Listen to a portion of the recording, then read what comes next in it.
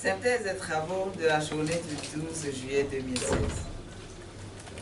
La deuxième journée de l'atelier national de réflexion et d'échange sur les réformes institutionnelles et politiques a commencé avec la présentation de la synthèse des activités de la première journée. Les travaux ont ensuite connu la présentation de deux panels. 1. Le panel 2 consacré au thème « La République de demain, capitalisation des bonnes pratiques, expérience d'ici et d'ailleurs » sous les modérations de Maître Alexis Kofi Akeregbu et de Madame Justine Azanledji Ahadji. 2. Le panel 3 consacré au thème « La République de demain dans sa conception sous la modération de Maître Alexis Kofi Akeregbu. » Le panel 2.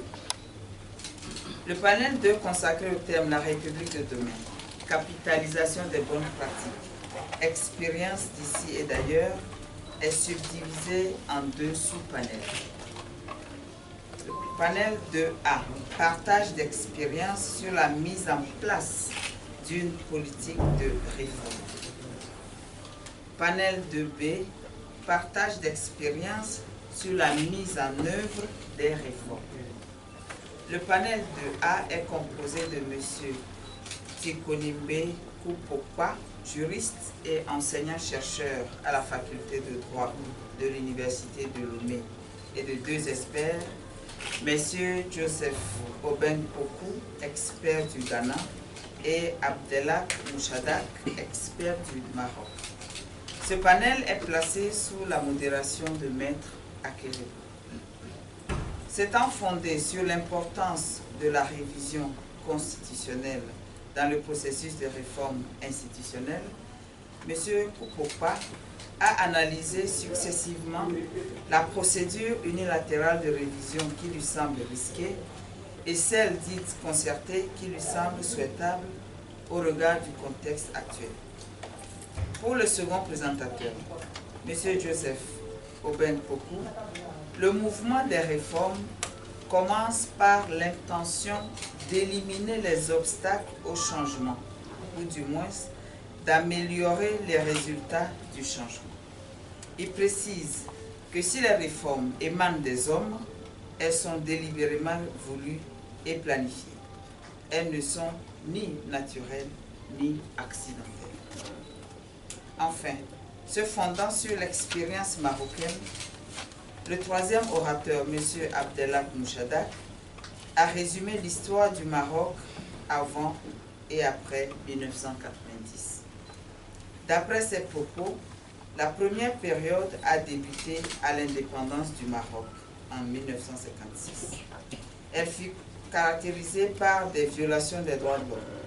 La période après 1990 est dominée par la question des réformes suscitée par Feu Hassan II, roi du Maroc. M. Mouchadak a souligné que la réforme n'a été effective qu'à partir du moment où les acteurs politiques ont compris la nécessité du vivre ensemble. Le deuxième sous-panel du panel 2, placé sous la modération de Mme Azanledji Ahadji, est composé du chargé de la communication des FAT, le lieutenant-colonel Inoussa Djibril, et de trois experts internationaux, M. Aladjiyar et Joseph Obeng-Poku du Ghana et Abdelak Mouchadak du Maroc. Dans son intervention intitulée « La mise en œuvre des recommandations de la CVJR au sein des FAT », le lieutenant-colonel Inoussa Djibril a affirmé que bien avant les recommandations de la CVJR, l'armée était déjà, début 2005, entrée dans un processus de réforme dont l'objectif est d'optimiser ses capacités d'action en faveur d'une meilleure protection des citoyens et de l'État. Il reste que cette réforme s'est poursuivie avec la remise des rapports de la CVJR au chef de l'État. À titre illustratif, il a énuméré la création de 2 régions militaires, de 2 régions de gendarmerie et de 2 régions de police, le respect de l'équité dans le recrutement, la féminisation de l'armée, et le renforcement des capacités de ses membres sur les thématiques de l'état de droit. Après l'intervention de M. Djibril, M. Aladjiyar a consacré son exposé à l'expérience du Ghana en matière de gouvernance locale et des réformes législatives. Sa présentation a porté sur l'établissement d'un lien entre la démocratie et la décentralisation, les piliers de la décentralisation, les expériences ghanéennes en matière de gouvernance locale et de réformes législatives, les principaux défis auxquels le Ghana a été confronté et les leçons de tentative dans la résolution des défis identifiés. Pour finir, M. Mouchadak, dans sa communication relative à l'expérience du Maroc sur la mise en œuvre de sa politique de réforme, a d'abord indiqué que les recommandations ont été pour la plupart insufflées par l'instance équité et réconciliation et mises en œuvre par une série de commissions et de rencontres. Panel 3. Le panel 3 comporte deux sous-panels. Panel 3A, les différents régimes politiques et la question du mandat. Panel 3B, de la démocratie et de la gouvernance locale. Le panel 3A est développé par l'enseignant-chercheur à la faculté de droit de l'Université de Lomé, M. Mimpap Namtégli, sous la modération de Maître Alexis Kofi Akerebou. Selon l'intervenant, l'origine de la classification des régimes politiques vient de la distinction souple ou rigide des pouvoirs. Il a procédé à la classification des régimes politiques, distinguant le régime parlementaire et le régime présidentiel, dont les différentes modalités se rencontrent au Togo et ailleurs.